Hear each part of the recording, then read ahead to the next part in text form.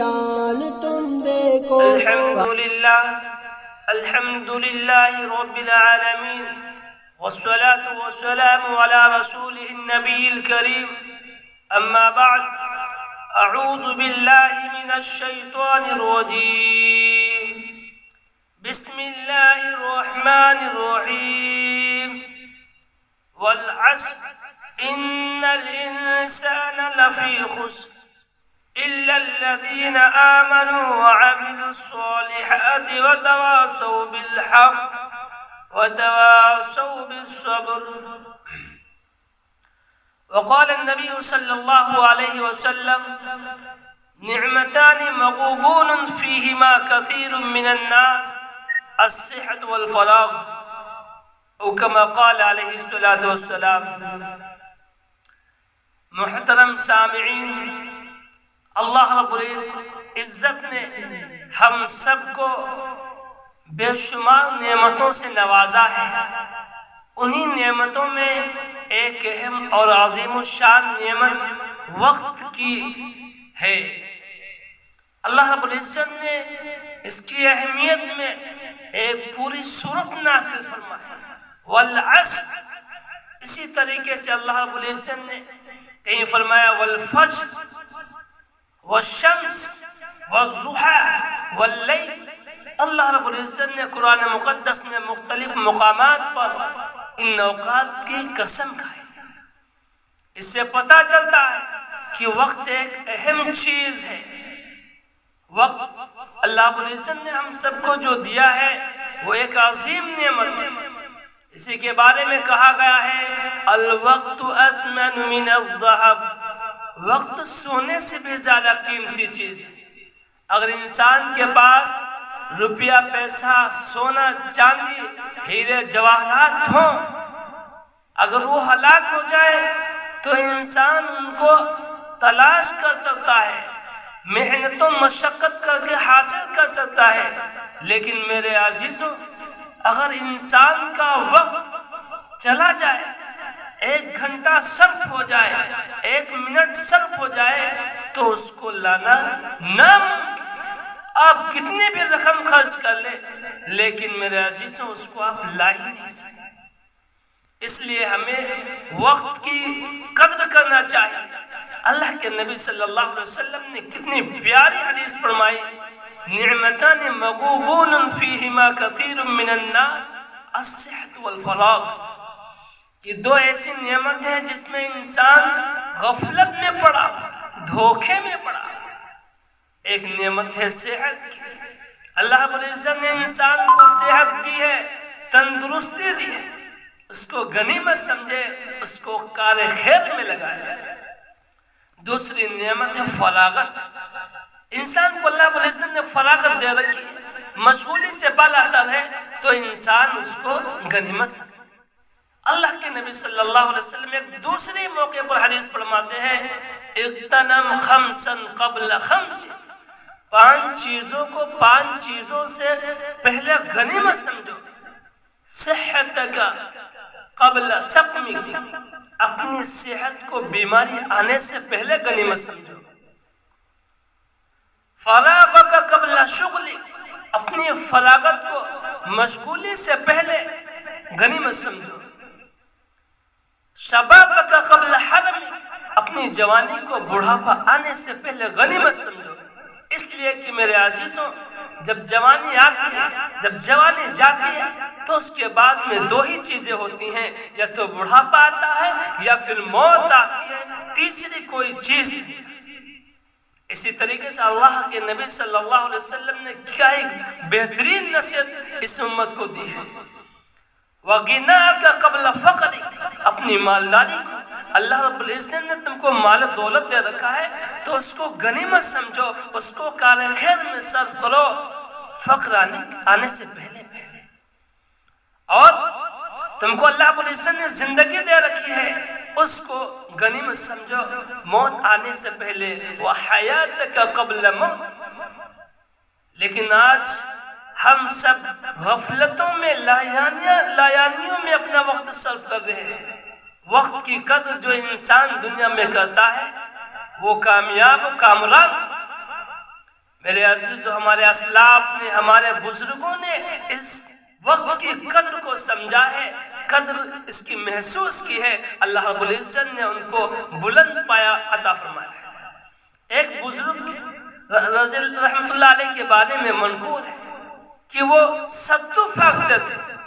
ان سے کسی نے پوچھا کہ حضرت آپ ستو کیوں کھاتے ہیں، آپ روٹیاں کیوں نہیں کھاتے ہیں؟ تو کہنے لگے کہ مجھے ستو کھانے میں مجھے اتنا وقت مل جاتا ہے، روٹیوں میں میرا وقت اتنا صرف ہوتا ہے، اور ستو کھانے میں مجھے اتنا وقت بچ جاتا ہے کہ میں 70 مرتبہ سبحان اللہ کہہ لیتا ہوں۔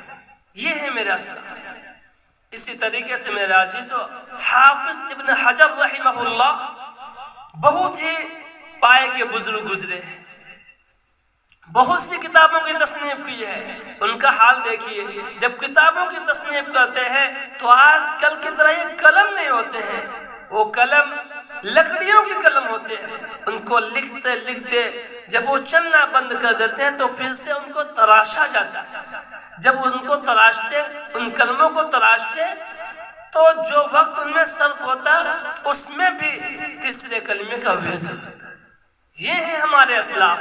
لیکن آج ہمارے نونہال یہ بزرگ لایانی کاموں میں صرف کر دے، کہیں تو غیروں کی تہذیبوں کو فروغ دیا جا رہا ہے، کہیں تو برتھ ڈے منایا جا رہا ہے، کہیں تو نئے سال پر جو خوشیاں منائی جاتی ہیں۔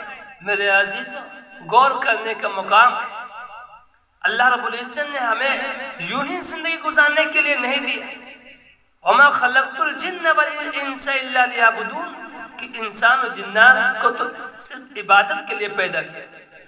لیکن میرے عزیزوں، اگر ہم غیروں کی تہذیبوں کو فروغ دیں گے تو ہمارا حشر کیا ہوگا؟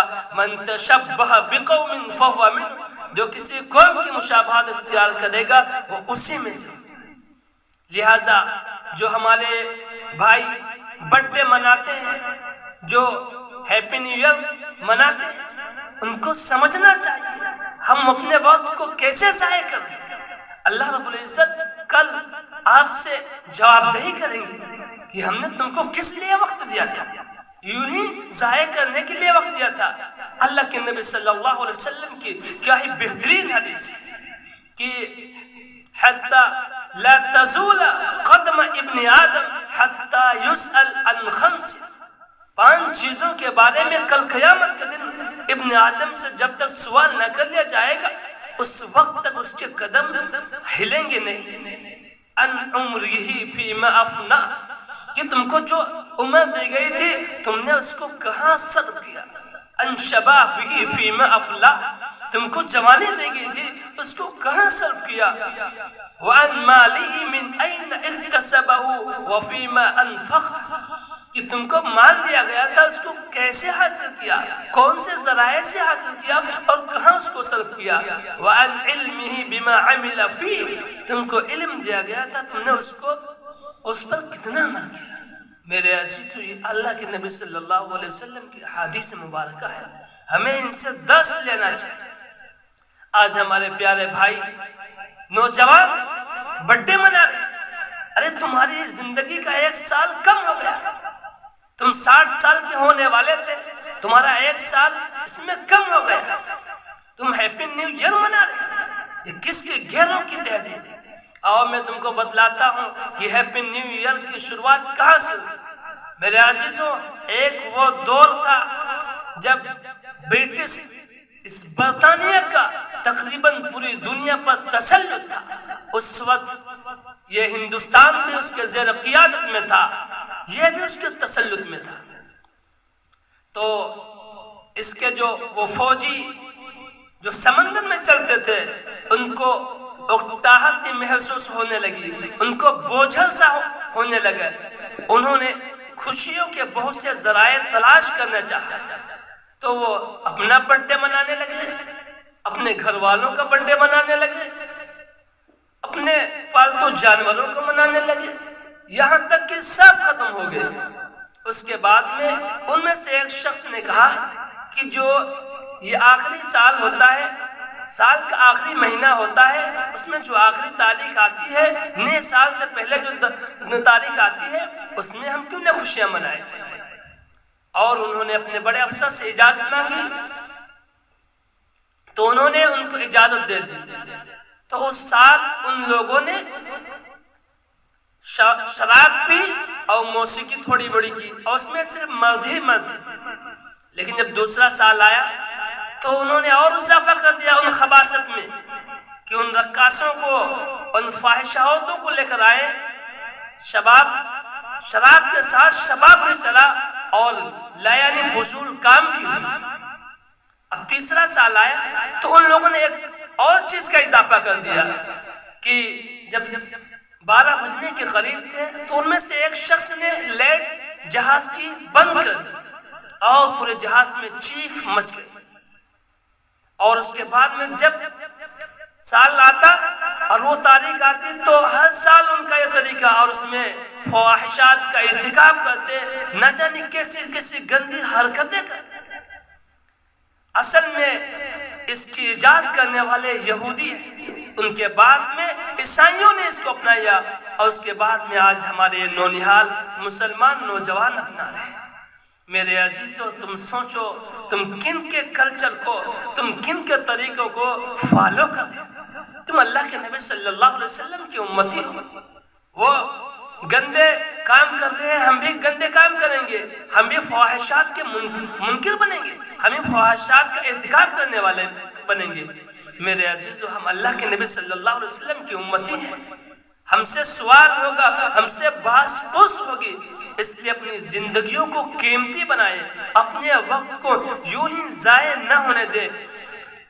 جب نیا سال آتا ہے تو صرف ایم پی ایم کا تبدیلی نہیں ہوتی ہے، ایک پورا کیلنڈر تبدیل ہوتا ہے، اور یہ کیلنڈر کا تبدیل ہونا ہمیں بہت سی چیزوں کی طرف متنبع کرتا ہے کہ انسان تو متنبع ہو جا، تو نے جو اس سال میں کوتاہیاں کی ہیں، تم نے جو سستیاں کی ہیں، ان کو دور کر دو اور اپنا محاسبہ کرو اس سے پہلے کہ تمہارا محاسبہ کیا جائے۔ اللہ کے نبی صلی اللہ علیہ وسلم کی حدیث ہے، موتو قبل ان تموتو وحاسبو قبل ان تحاسبو، کہ مرو مرنے سے پہلے اور محاسبہ کرو محاسبہ لیے جانے سے پہلے۔ تو یہ مقام، چاہے وہ شمسی سال کا اختتام ہو، چاہے وہ قمری سال کا اختتام ہو، اپنا محاسبہ کرے کہ ہم سے کون کون سے کار خیر چھوٹے ہیں۔ کسی شاعر نے کیا ہی خوب کہا ہے، ہو رہی ہے عمر مثل برف کم، چپکے لمحے لمحے دم بدم۔ وآخر دعوانا ان الحمد للہ رب العالمین۔